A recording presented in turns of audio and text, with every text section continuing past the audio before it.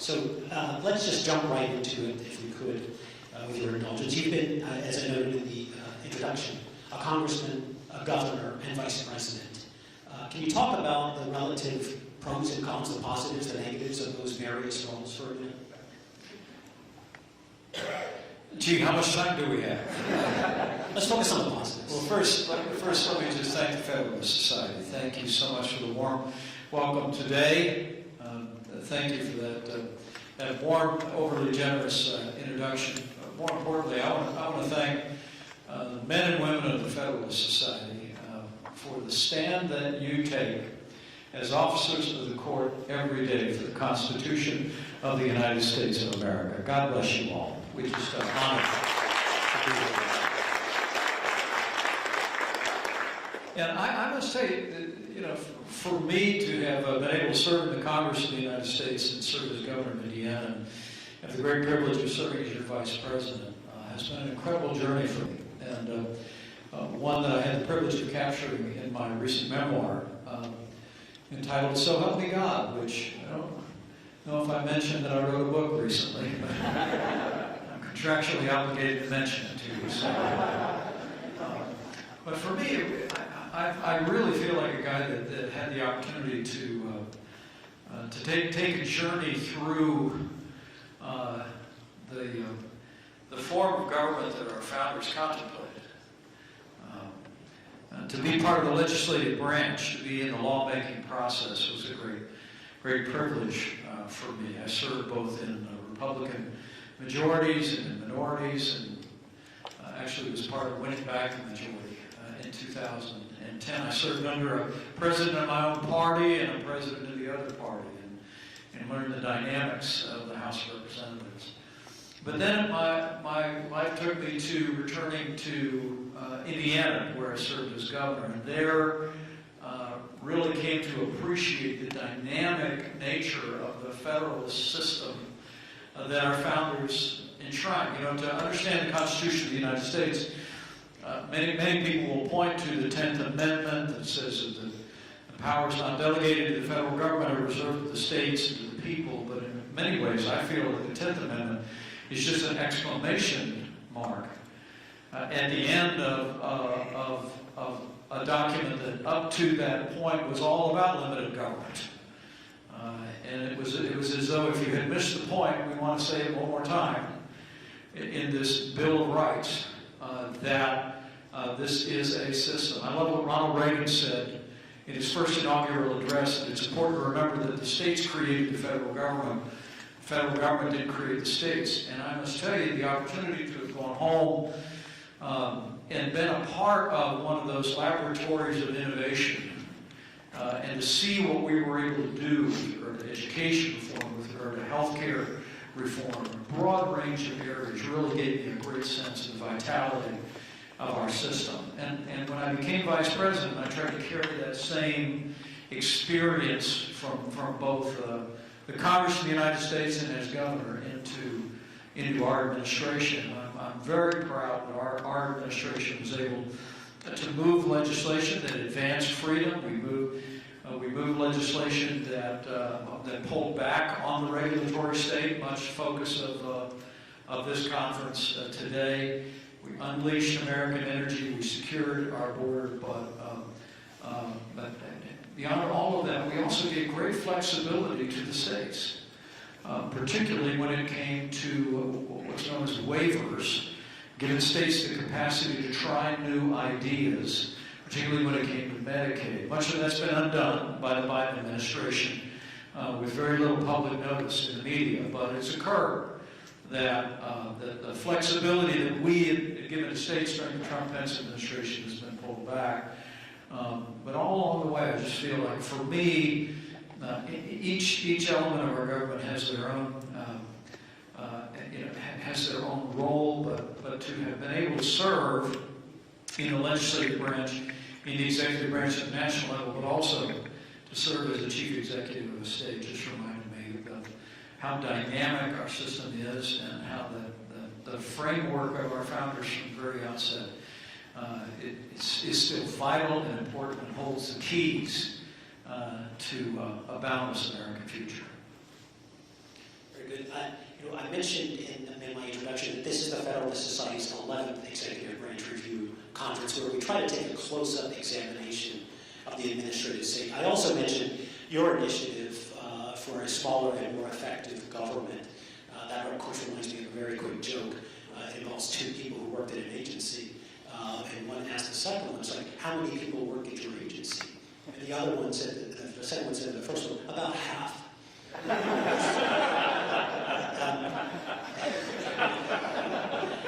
And I've been involved in government agencies. I've worked for the federal government before, and I know that many people are very, very hard. But I'm wondering, from those three perches you have, if you want to say a little bit more about the administrative state. As a congressman, you probably were involved in delegating some authority to administrative actors. As a governor, you were the recipient of federal funds, maybe with some federal strings that came from agencies. And then as the vice president, you had a role of overseeing all of it. Do you want to dig down any deeper on the administrative state itself, and then we'll turn to your book? Well, I think restraining and reclaiming the legislative prerogatives of the legislative branch from the administrative state should be one of the most important objectives of the next Republican administration. I believe when you need look no further than a recent case, I can reflect on one that our foundation became involved in, where the FDA 20 years ago bypassed their own rules and the requirements of the law to approve mifepristone, and then for 20 years, with many women around the country, hundreds and hundreds of documented cases in the first few years of women suffering severe consequences, nearly a dozen documented deaths in the face of mifepristone. Then the FDA, under the Obama administration, ceased collecting data on negative health outcomes apart from fatalities. And I just really believe this is, number one, I'm pro-life, I don't apologize for it. I couldn't be more proud to have been a small part of the administration that appointed 3 of the justices that sent Roe versus Wade to the ash heap of history where it belongs and gave us a new beginning for life. But in this instance, this to me is as much about the cause of the unborn and the cause of protecting women, but it's also about reining in an administrative state.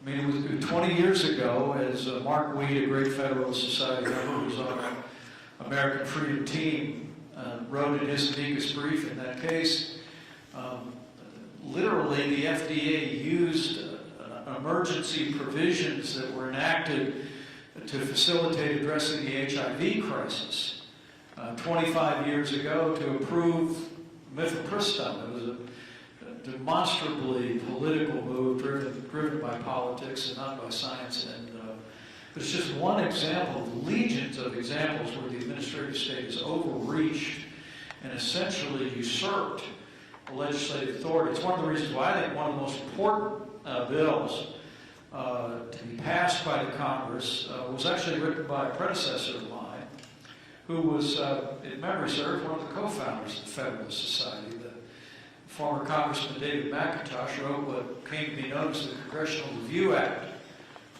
in the late 1990s. We would use it a number of times during the Republican majority to undo things. There were these famous ergonomic rules regarding chairs that were about to cost businesses hundreds of millions of dollars. We were able to rescind that. And it was very recently that President Biden used his first veto pen to veto a Congressional Review Act effort to undo the imposition of environmental, social, and governance provisions in investing in America. It's extraordinary. The President of the United States literally put their radical climate liberal agenda ahead of pensioners and hardworking Americans' interests with that veto pen. And I would submit to you that I believe that the efforts by Republicans and what became a bipartisan bill in the United States Senate made its way to the President's desk, was sadly vetoed. But this is a battle that, to me, it's one of the reasons I love attorneys in the Federalist Society, because everything begins with the Constitution. I mean, under our form of government, that first job that I had in public life is where the laws get made, right? And you all understand the precedents of Chevron and other major precedents that gave excessive latitude.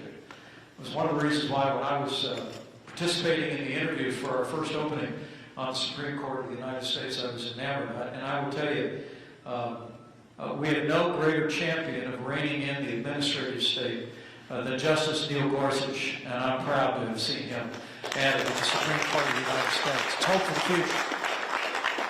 But it's one of the great challenges of our time, to say the least.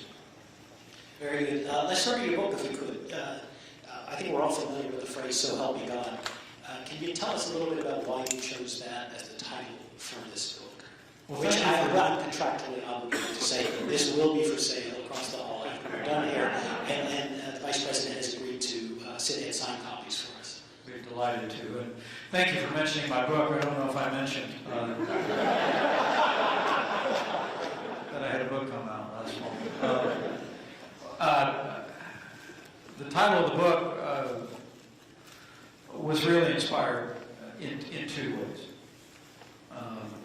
First, while this is a story of our lives, in so many ways it's really a story of God's faithfulness in my life. If you read the pages of this book, you'll find the most important decision I ever made was when I put my faith in Jesus Christ as my Lord and Savior. Changed my life forever in 1978, and I couldn't write my story without reflecting on God's grace in my life. The time that I met the girl of my dreams, and we got to take a shot at politics, and our little family came along, and then eventually we would have the chance to serve in public life. But all along the way, really, for me, the title, literally the title of the book is "So Help Me God." The last three words are "Thank you, Jesus." And so that's the core of that inspiration. The other inspiration for it really came from the oath of office that I had the privilege of taking many times. History records that when President George Washington took the first oath of office as first president of the United States, that he added 4 words: "So help me God." And history and tradition has continued that throughout the years, not just for presidents, but for members of Congress, for governors.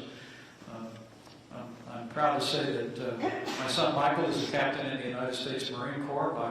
My son-in-law Henry is a lieutenant in the United States Navy. They're both fighter pilots, and they both took the same oath of office that I took.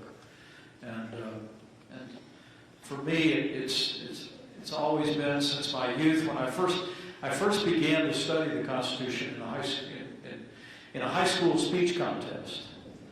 And as I write in the book, it began for me a lifelong love affair with the Constitution, which is the greatest charter of human freedom in the history of the world, the Constitution of the United States.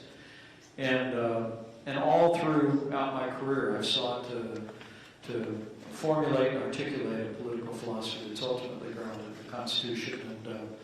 And throughout my years of service, through some difficult days at the end of our administration, I tried to keep the oath that I made, because I believed it was an oath that I took and pledged not just to the American people, but to Almighty God.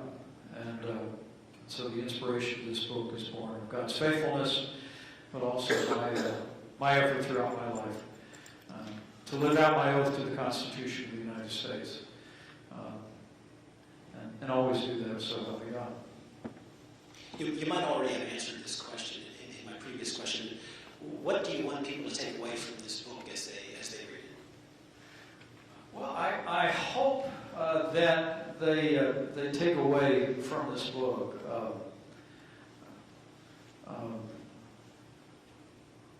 a great sense of pride about this country. I mean, even through the most difficult days of my public service, our institutions held. Our Constitution held.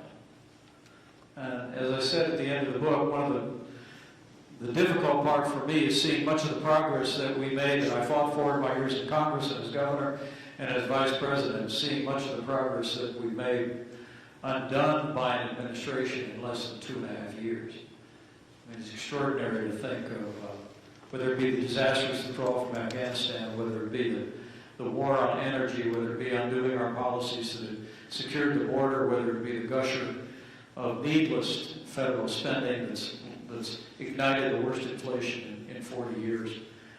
It's a time that it's easy for Americans to be concerned about the future. But as I say at the end of the book, I hope when people read the pages of this book about a small-town guy that got to live the dream, serve in the second highest office in the land, that the challenge that we simply have is we just got to have government as good as our people again. We've got to have government that's just as committed as the American people are to our highest ideals.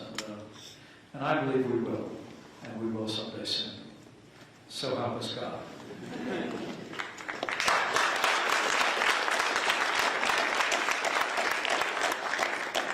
Let me ask you what might be a personal question, but in the book, That last one was pretty personal. well, this might go even deeper, but family is a big part of this book, particularly your father. Oh, thanks.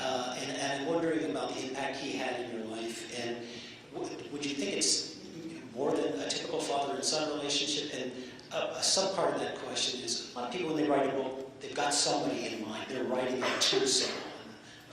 They're writing it for someone. Say more about that if you could. Well, I love the second question, because no one's ever asked me that. You'd be surprised how many interviews you do about a book that you write that are conducted by people that didn't read the book. I really did. I actually was thinking of my grandkids when I was writing the book. Karen and I became grandparents for the first time 3 times over in the last 2 years.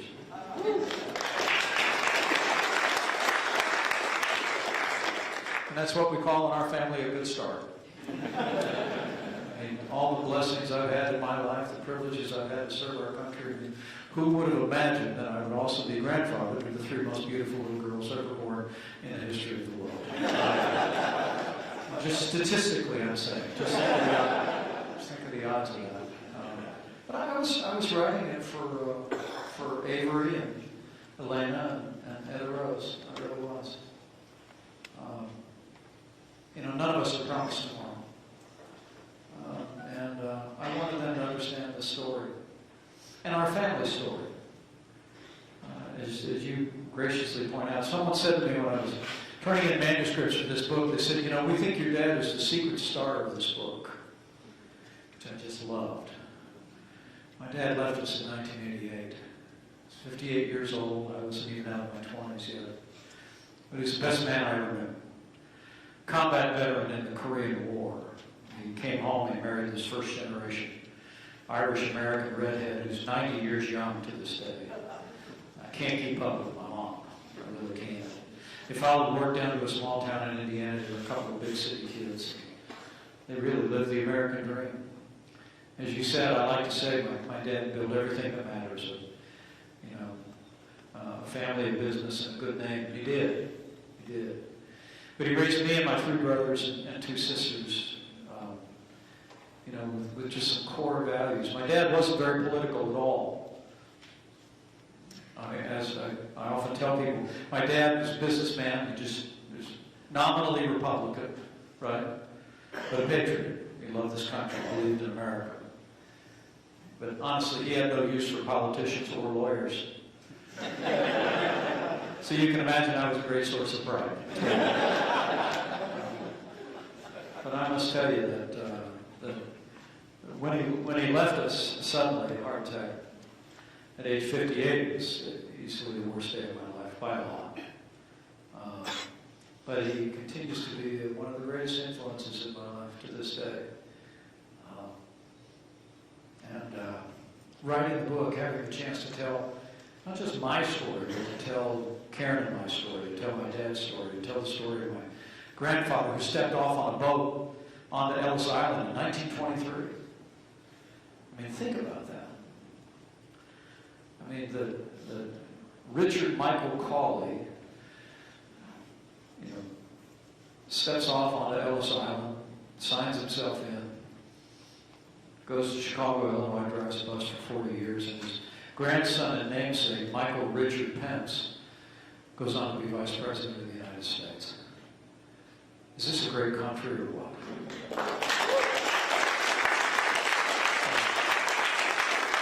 So I love your question about who I wrote it for, because I've never answered that question, till today. Wrote it for my granddaughters, but thanks for asking about my dad. I hope people are as inspired by his example as I continue to be. It's an extraordinary story, and thank you for sharing it. We're technically out of time, but I have 2 more questions I want to get to, if we could. First, is there a backstory, and can you share it, about how you came to be President Trump's running mate in 2016? That's a backward-looking question, and then we'll finish with a more forward-looking question. Well, I remember reporters used to ask me during the campaign in 2016, they used to say, what's the most surprising thing about your campaign, you know, for vice president? And I said, you mean other than the fact that I'm in it?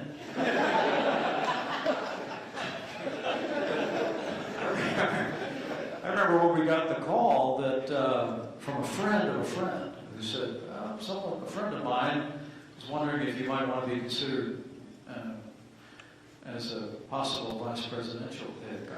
I was taken aback. I mean, full disclosure, I had supported another candidate in the Indiana primary in 2016. And in fairness, Ted Cruz won all 3 counties I campaigned with him in. And Donald Trump won the other 89. I didn't think I was on the call list, if you will. But we got the call, and it was very interesting to me. Karen and I immediately took the matter to prayer, which is where we always try and go first. And I contacted this mutual friend, and I said, well, in order to answer the question, I need to know a couple of things. I need to know them better, because we didn't know their family. Whatever we do as a family. And I said, secondly, I need to know what the job description is. Right? I mean, I really enjoyed being governor and knew what I could do as a governor, but there's only one person that writes a job description for vice president. And they write it every 4 years, right? And so I said, you know, we need to spend some time with them. That's not realistic. This was literally, you know, just before the 4th of July, with the Republican National Convention coming up in a matter of weeks. I said, I'm sure it won't be possible. They called me back a day later and said, well, actually, I said, please tell them don't be offended by my answer. This is just an honest answer from my heart. And they called back the next day and said, well, not only was he not offended, he loved your answer. And he wanted to invite you to Bedminster, bring your family. Their family's going to be there this weekend. They want to spend the whole weekend with you and spend time and talk about all of this, which we did. We traveled to Bedminster and arrived there on a Friday evening and then spent the better part of the weekend talking through not just his ideas about the role of the vice president, which could be summed up in one word, as I wrote in my book. He said, active. And I said, active. And he said, yeah, I mean, you were a congressman. I want you to be active in Congress. I want you to be active around the country. I want you to be active around the world. You're on the Foreign Affairs Committee. You be active. And I have to tell you, after 4 years as your vice president in the Trump-Pence administration, that's what we call a promise made, promise kept. Okay? It was active. But I felt, you know, Karen and I both felt a great ease with their family, which surprises a lot of people. Some people think we're a little bit different. But honestly, honestly, we had an almost immediate rapport, and I had a sense that we could help. I had a sense of his commitment to an agenda of less taxes and more freedom and conservatives on our courts, with that famous publication on the list of exclusively Federalist Society potential nominees. You could applaud that. Commitment to a strong national defense, you know, with military in our immediate family, and so we. I'll never forget the night the phone rang. It would be about a week after we came home, and they visited Indiana. And I got the heads up that you're going to get the call tonight. And we thought it was going to be an invitation to join the ticket. And I was standing in my study at the governor's residence. My wife was at my side. A few of our aides were there. The phone rang. I picked it up. And I heard that familiar voice say, "Mike, it's going to be great." And then he went into it. He said, "You know, look, we're going to turn this country around, and when I go north, you go south, I go west. We're going to have to work, we're going to have to go out." He talked for like 7 minutes straight, never said a word. And I said, "Well, if there's a question in there, the answer is yes." And he said, "Oh, no, yeah, right, no, I want you to do it." Great memories, great experiences, an incredible sense of privilege, but one that we never saw coming. Great. Well, final question here. This one's going to take us back in time, but also have a forward-looking aspect. It's again from the book, So Help Me God. In there, you describe a meeting that took place at the Capitol Police Chief's office on 9/11, and you make the observation that there were no Republicans, no Democrats. There was this feeling of unity, and it really did pervade the country for months, maybe years afterwards. That seems to have been lost. It seems like ancient history at this point in time. I wonder if you have thoughts about whether we can get back to that sort of feeling, even as we celebrate differences. Is it possible to reclaim that without a national disaster or an attack or something like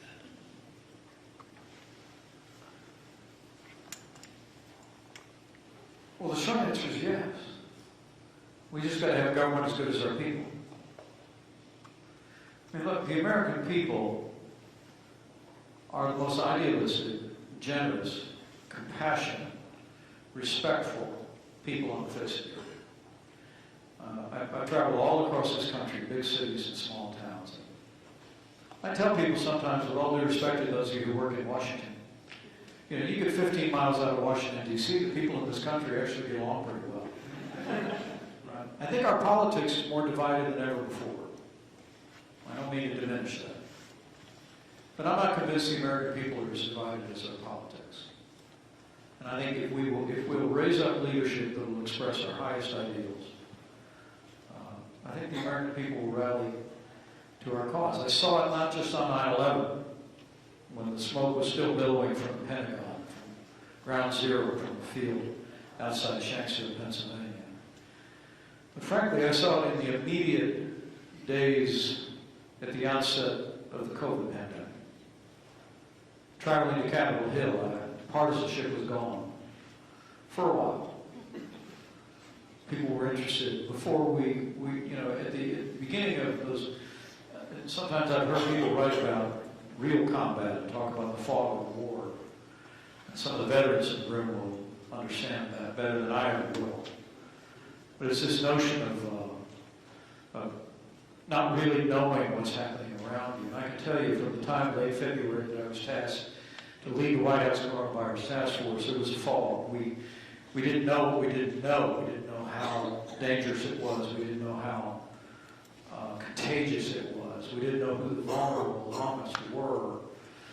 And in a very real sense, I sensed a spirit in those early weeks of genuine national unity.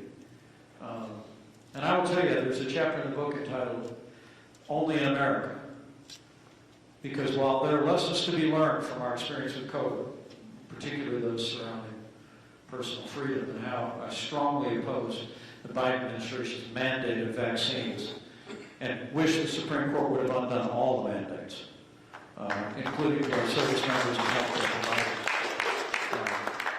I do believe that what the American people accomplished during that time is a great tribute to a free society. I'll tell you a quick anecdote out of that time. And that is that once things kind of began to settle a little bit, about 3 weeks after we started leading the task force, some of the criticism began from Capitol Hill, from some Democrat orders. They were asking why we weren't using what's called the Defense Production Act, which allows the government to order private businesses to create certain products in time of national emergency, right?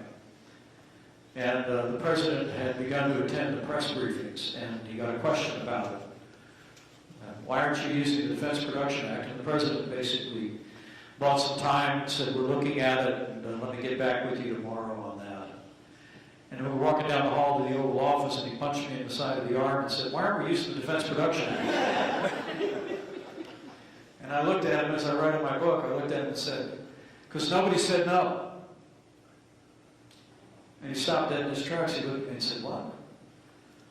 And I said, no business of any size in America that we have called to do anything has said no. Everyone has said yes, and nobody has ever asked how they're going to get paid for it. I mean, we had automotive companies that all of a sudden opened up lines to create ventilators because we were facing a dramatic ventilator shortage in America. We had thousands of people that died in Italy because of a lack of ventilator equipment. And automotive companies dropped whatever they were doing and went to work. We had apparel companies suddenly start to manufacture gowns and masks and gloves for healthcare workers. We saw the way that American industry stepped up, and it was a tribute. It was a tribute to free enterprise and a free society, and also a tribute to our national unity. I really do believe that there is today, and has always been, more that unites us in this country than could ever divide us. We just have to have leadership that will express our values in a principled way, but express them in a way that allows for the discovery of genuine common ground. People that know me know I'm a conservative. I'm not in a bad mood about it, right? And I don't believe in compromising principle, but I do believe, as the late Russell Kirk wrote, that politics is the art of the possible. And when you look about this mountain range of debt facing those granddaughters of mine, it could literally go from $30 trillion to $150 trillion before they get out of college. When you look at the challenges facing us in the wider world today, you look at the crisis at our border, you look at our economy, you look at the challenges facing the family and parents in America today, I believe that we as conservatives hold the keys. We hold the solutions for America, but our challenge is to express those in a way that allows us to move our nation forward. And I believe we can, and I believe we will. Well, that's a good optimistic note to end on. Mr. Vice President, you've been very generous with your time and your thoughts and sharing your thoughts. I can't thank you enough. This has been brilliant. Thank you for your time. And to the audience, please join me in thanking the Vice President. Thank you all very much. Honored to be back with the Federalist Society.